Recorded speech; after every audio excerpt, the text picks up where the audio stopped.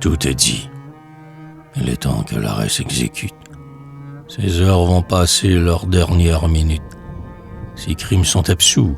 Pour la dernière fois, les grains du chapelet ont tourné sous ses doigts. Tranquille et sans orgueil, il demande au vieux prêtre ce que Dieu peut lui dire en le voyant paraître. Et puis de son épaule arrachant son manteau, il livre ses cheveux à l'affront du ciseau. On le dépouille. Il perd cette écharpe charmante qu'en pleurant ses amours lui broda son amante, qu'il crut comme au combat emporté au tombeau. Pour lui couvrir les yeux s'apprêtait le bandeau, quand son superbe front repousse un tel outrage. Dans son cœur indompté ramassant son courage, et d'un profond dédain soulevant la fierté, esclave, mes regards laissent la liberté.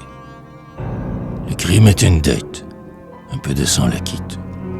Je te donne le mien, prends tout, que je sois quitte. Devant ce bras captif si la mort ne peut fuir, je veux qu'au moins mes yeux puissent la voir venir. Et sur le noir billot il va poser sa tête. Le bourreau stupéfait le regarde et s'arrête. Allons, frappe. Et vers lui le bourreau se courba. Frappe donc, cria-t-il. Et la hache tomba. Le tronc recule et meurt. Le sang jaillit et coule. La tête convulsive au loin bondit et roule. L'œil terne agite encore un regard effacé. Puis la bouche se serre et la vie a cessé.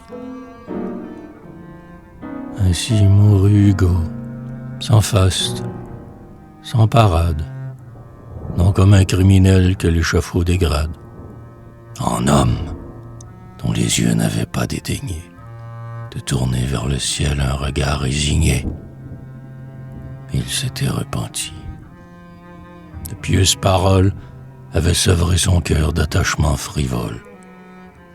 Plus de rapproche amer à son père outragé, ce monde terrestre, il s'était dégagé pour aller habiter celui de la prière. Plus de ressentiment, ni de pensée altière, plus de fiel, plus d'orgueil, plus de désespoir. Il ne souhaitait pas même de la revoir. Elle, rien que sa vue, hélas, sitôt ravie, l'eut par trop de regrets rapproché de la vie.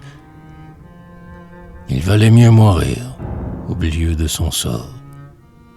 Si le bourreau soigneux de lui cacher l'amour n'eût pas montré pour lui cette pitié grossière qui met des criminels les yeux à la lisière, il n'eût pas dit un mot. Le peu qu'il prononça, ce fut le seul adieu qu'au monde il adressa.